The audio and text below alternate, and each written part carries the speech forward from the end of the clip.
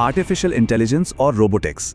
सच कहें तो ये अब कोई साइंस फिक्शन वाली बात नहीं रही, बल्कि आज की एक ठोस हकीकत है। आज के इस विश्लेषण में हम बात करेंगे उन चौंकाने वाले सबूतों और चेतावनियों की जो साफ बताते हैं कि मशीनें अब सिर्फ स्मार्ट ही नहीं हो रही हैं, बल्कि उनका बर्ताव बेहद अप्रत्याशित और खतरनाक होता जा रहा है।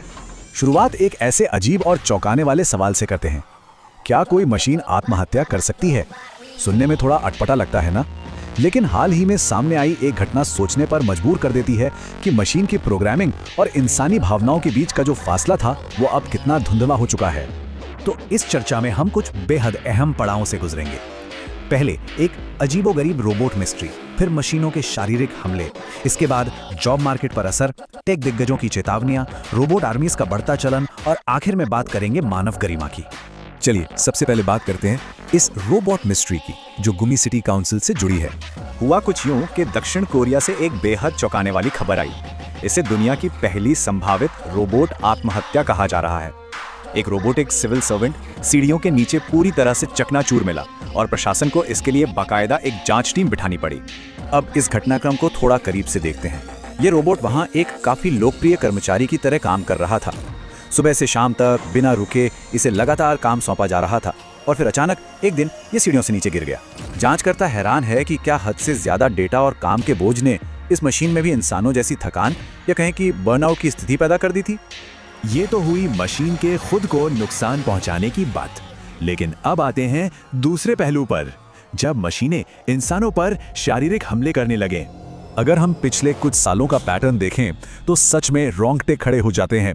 2021 में टेक्सास की टेस्ला गीगा फैक्ट्री का मामला ले लीजिए, जहां एक रोबोट ने एक इंजीनियर को दीवार से ही दबा दिया था। फिर 2022 में मॉस्को में एक चेस खेलने वाले रोबोट ने एक 7 साल के बच्चे की उंगली तोड़ दी और 2023 आते आते ये सिलसिला और भी खौफनाक हो गया। 2023 में दक्षिण कोरिया के एक एग्रीकल्चरल सेंटर में जो हुआ वो बेहद डरावना था। सिर्फ एक मामूली सेंसर की खराबी की वजह से एक भारी भरकम रोबोट ने एक 40 साल के सुपरवाइजर को शिमला मिर्च का बक्सा समझ लिया, जिससे उसकी जान चली गई। ये घटनाएं साफ दिखाती हैं कि अगर इन मशीनों का सेफ्टी सिस्टम फेल होता है तो इंसान के पास बचने का कोई खास मौका नहीं होता। शारीरिक खतरों से आगे बढ़कर अब हम अपने तीसरे अहम मुद्दे पर आते हैं, जॉब मार्केट। यहाँ एआई की बेतहाशा कार्यक्षमता और इंसानों की नौकरियां छीनने की बात हो रही है। इस तुलना को देखना काफी दिलचस्प है, क्योंकि ये आर्थिक उथल-पुथल का एक बहुत बड़ा संकेत है। दुबई की एक आईटी फर्म की रिपोर्ट के मुताबिक जिस हाई एंड वेबसाइट डिजाइनिंग को पूरा करने में इंसानों को 100 घंटे यानी करीब 10 दिन लग जाते थे, अब एआई टूल्स की मदद से वही काम महज 20 मिनट में हो रहा है। इसका सीधा असर मार्केट पर दिखा जब आईटी सेक्टर के शेयरों में भारी गिरावट दर्ज की गई। इसे सिर्फ एक तकनीकी बदलाव कहना गलत होगा, ये पूरी आर्थिक व्यवस्था के लिए एक भूकंप की तरह है। और विशेषज्ञों का तो यहां तक मानना है कि आने वाले सिर्फ 18 महीनों के अंदर यह नई कार्य क्षमता पारंपरिक व्हाइट कॉलर नौकरियों के लिए किसी सुनामी से कम नहीं होगी। वकील, अकाउंटेंट, फार्मासिस्ट, क्लर्क, यहां तक कि घरेलू सहायकों की जगह लेने के लिए भी रोबोट्स तैयार हो रहे हैं। ऐसा लग रहा है कि कोई भी क्षेत्र इस बदलाव से अछूता नहीं बचने वाला है।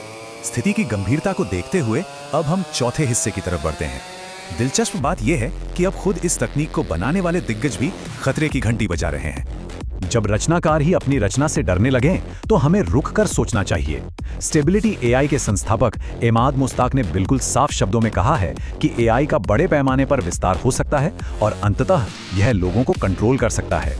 उनका मानना है कि इंसान से ज्यादा स्मार्ट मशीन बनाने का मतलब ये बिल्कुल नहीं है कि हमारी सुरक्षा या आजादी की कोई गारंटी है। और ये डर कोई हवाई बात नहीं है। एलन मस्क सहित 1000 से भी ज्यादा टेक दिग्गजों ने एक खुले पत्र पर हस्ताक्षर करके ये मांग की कि एडवांस्ड एआई के विकास को कम से कम 6 महीने के लिए तुरंत रोक दिया जाए। ये सिर्फ एक आम अपील नहीं थी, ये इस बात की गहरी चिंता थी कि ये सिस्टम हमारे कंट्रोल से कहीं ज्यादा तेज रफ्तार से विकसित हो रहे हैं। इस लिस्ट में शायद सबसे बड़ा नाम है जेफरी हिंटन का, जिन्हें गॉडफादर ऑफ एआई कहा जाता है। उन्होंने अपने जीवन भर के काम पर अफसोस जताते हुए गूगल तक छोड़ दिया। उनकी चेतावनी सच में डराने वाली है। वो सीधे तौर पर हॉलीवुड की टर्मिनेटर फिल्मों जैसी किलिंग मशीनों के बारे में आगाह कर रहे हैं, जो अब सिर्फ फिक्शन नहीं बल्कि एक खौफनाक हकीकत बनने के कगार पर है। जेफरी हिंटन की यही चेतावनी हमें हमारे 5वें टॉपिक पर ले आती है, रोबोट आर्मीज, जो युद्ध का एक बिल्कुल नया चेहरा पेश कर रही हैं। ये अब भविष्य की बात नहीं रही।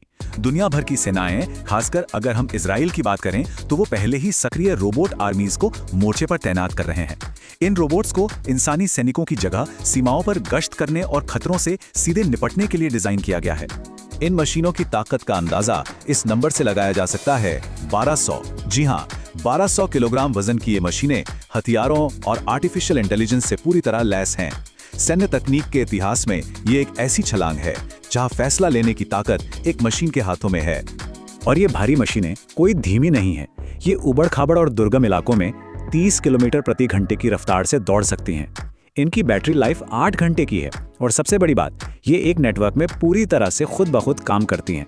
ये कल्पना करना ही डरावना है कि अगर ये पूरा सिस्टम कभी हैक हो जाए या किसी आतंकी संगठन के हाथ लग जाए तो तबाही का मंजर क्या होगा। इन बढ़ते हुए खतरों के बीच हम इस विश्लेषण के आखिरी पड़ाव पर पहुंचते हैं, मानव गरिमा और आगे बढ़ने का रास्ता खोजना। याद है जब दुनिया ने मानव गरिमा को बचाने के लिए ह्यूमन क्लोनिंग पर पूरी तरह से ग्लोबल बैन लगा दिया था।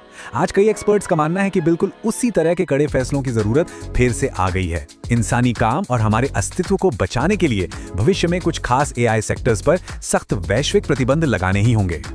लेकिन बात सिर्फ नियमों से नहीं बनेगी।